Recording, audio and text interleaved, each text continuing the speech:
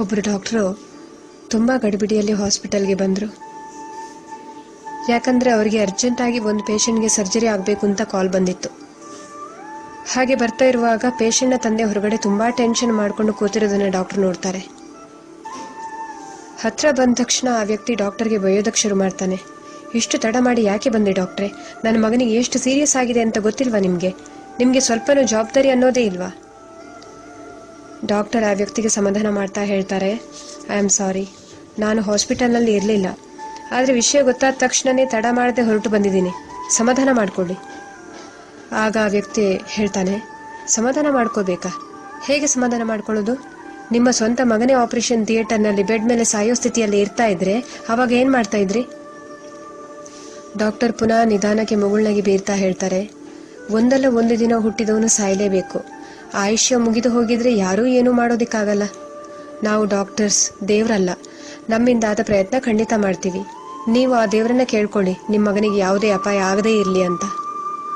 ಪುರಾಣ ಹೇಳೋದು ಸುಲಭ, ಅವರವ್ರಿಗೆ ಕಷ್ಟಗಳು ಬಂದಾಗ ಗೊತ್ತಾಗತ್ತೆ. ಹಾಗೆ ಹೀಗೆ ಅಂತ ಆ ವ್ಯಕ್ತಿ ಬೈತಾನೆ ಇರ್ತಾನೆ. ಡಾಕ್ಟ್ರು ಏನೂ ಮಾತಾಡ್ದೇನೆ ಆಪರೇಷನ್ ಥಿಯೇಟರ್ ಒಳಗಡೆ ಹೋಗಿಬಿಡ್ತಾರೆ. ಆಪರೇಷನ್ ಮುಗಿಸಿ ಹೊರಗಡೆ ಬಂದಾಗ ಡಾಕ್ಟರ್ ನಗ್ತಾ ಹೇಳ್ತಾರೆ, ಥ್ಯಾಂಕ್ ಗಾಡ್, ನಿಮ್ಮ ಮಗನ ಜೀವ ಉಳೀತು. ನಿಮ್ಗೇನಾದರೂ ಹೇಳೋದು ಕೇಳೋದು ಇದ್ರೆ ನರ್ಸ್ನ ಕೇಳ್ಕೊಳ್ಳಿ. ಅಷ್ಟೇ ಹೇಳಿ ಒಂದು ಕ್ಷಣನೂ ಕಾಯ್ದೆ ಡಾಕ್ಟರ್ ಓಡ್ತಾ ವಾಪಸ್ ಹೋಗ್ಬಿಡ್ತಾರೆ. ಆ ವ್ಯಕ್ತಿಗೆ ತುಂಬ ಕೋಪ ಬಂದ್ಬಿಡತ್ತೆ. ಯಾಕೆ ಇಷ್ಟೊಂದು ಅವಸರ ಈ ಡಾಕ್ಟ್ರಿಗೆ? ಒಂದು ನಿಮಿಷ ನಿಲ್ತಿದ್ರೆ ನನ್ನ ಮಗನ ಕಂಡೀಷನ್ ಹೇಗಿದೆ ಅಂತ ನಾನು ಕೇಳ್ಕೊಳ್ತಾ ಇದ್ದೆ ಅಲ್ವಾ ಅಂತ ಅಲ್ಲೇ ನಿಂತ್ಕೊಂಡಿದ್ದ ನರ್ಸ್ಗೆ ಹೇಳ್ತಾರೆ. ನರ್ಸ್ ಕಣ್ತುಂಬ ನೀರು ತುಂಬಿಕೊಳ್ತಾ ಹೇಳ್ತಾಳೆ, ನಿನ್ನೆ ಸಂಜೆ ಡಾಕ್ಟರ್ ಮಗ ರೋಡ್ ಆಕ್ಸಿಡೆಂಟ್ನಲ್ಲಿ ತೀರ್ಕೊಂಡ್ಬಿಟ್ಟ.